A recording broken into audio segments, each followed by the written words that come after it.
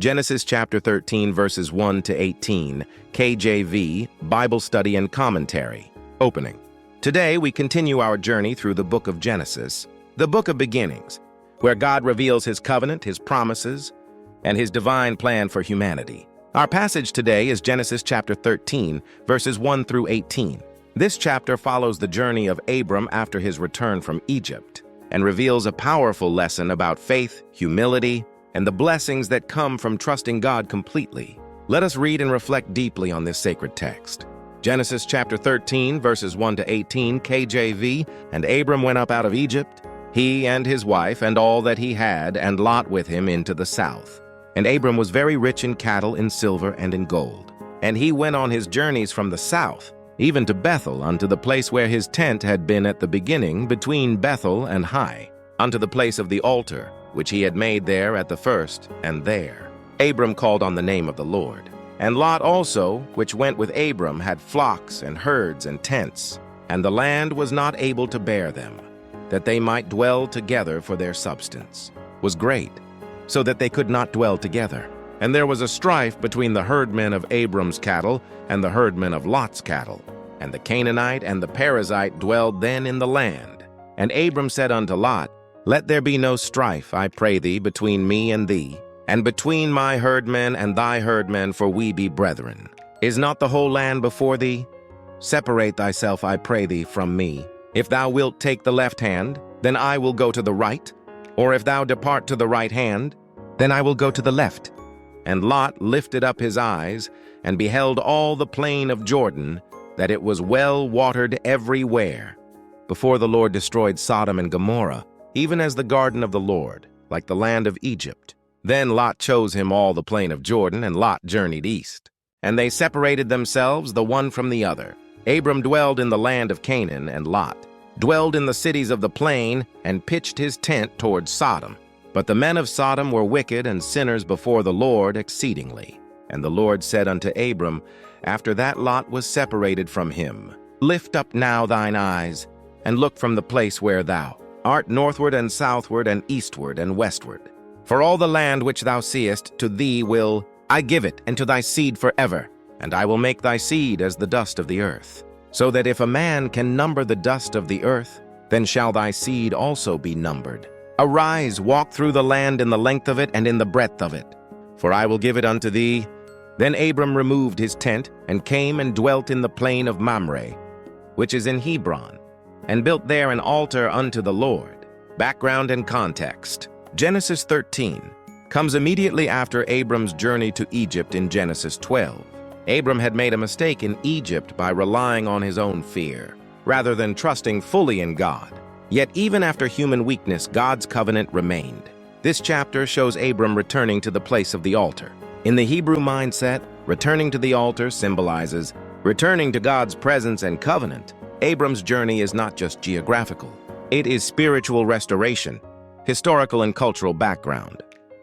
In the ancient Near East, wealth was measured by livestock, land, and servants. Abram and Lot both became very wealthy. Nomadic shepherd life required large grazing areas. When too many animals occupied one region, conflict naturally arose. Also, the text reminds us that the Canaanites and Perizzites were already in the land. This means Abram and Lot were strangers in a land not yet fully theirs. Their conflict occurs not in a vacuum, but in the presence of watching nations. Hebrew spiritual perspective. In Hebrew culture, peace among family members was sacred.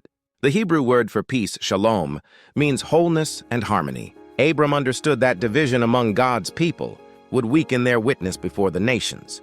Instead of fighting for rights, Abram chose humility. This reveals a deep spiritual principle.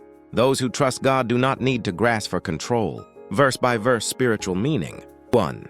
Abram returns to the altar, verses 1 to 4. Abram goes back to Bethel, the place where he first built an altar. This shows repentance and renewal. Whenever believers drift spiritually, the path forward is always back to the altar, back to worship and dependence on God. 2. Conflict between blessings, verses 5 to 7.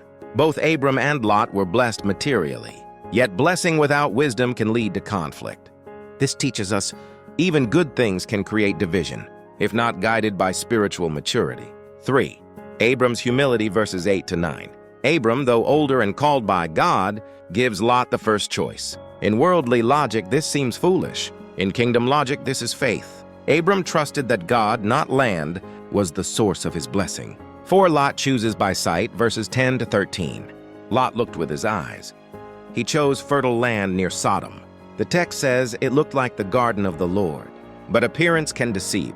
Lot chose prosperity without considering spiritual danger.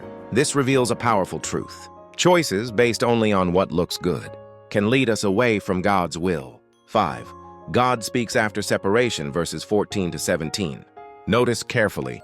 God speaks to Abram after Lot separates. Sometimes God waits until distractions leave, before revealing deeper promises. God then expands the covenant, all the land, countless descendants, and an eternal promise. Faith requires patience. God's timing is perfect. 6.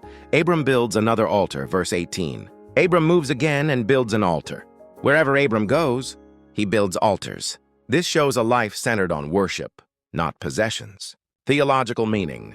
Genesis 13 teaches faith over sight, humility over control, peace over conflict, trust over fear. Abram represents the believer who walks by faith. Lot represents the believer who walks by sight. God's promises belong to those who trust him fully. Spiritual lessons for today. In our modern lives, we also face choices. Will we choose what looks successful or what aligns with God's will? Will we fight for position or trust God's provision? Will we build wealth or build altars? True blessing does not come from the land we choose, but from the God we follow. When we surrender control, God expands our vision. When we choose peace, God releases promise. When we build altars, God builds our future. Closing reflection. Genesis 13 is a chapter about spiritual vision. Lot saw with his eyes. Abram saw with faith, and God rewarded the one who trusted him. May we walk not by sight, but by faith. May we choose humility over pride, and may we build altars wherever we go. Thank you.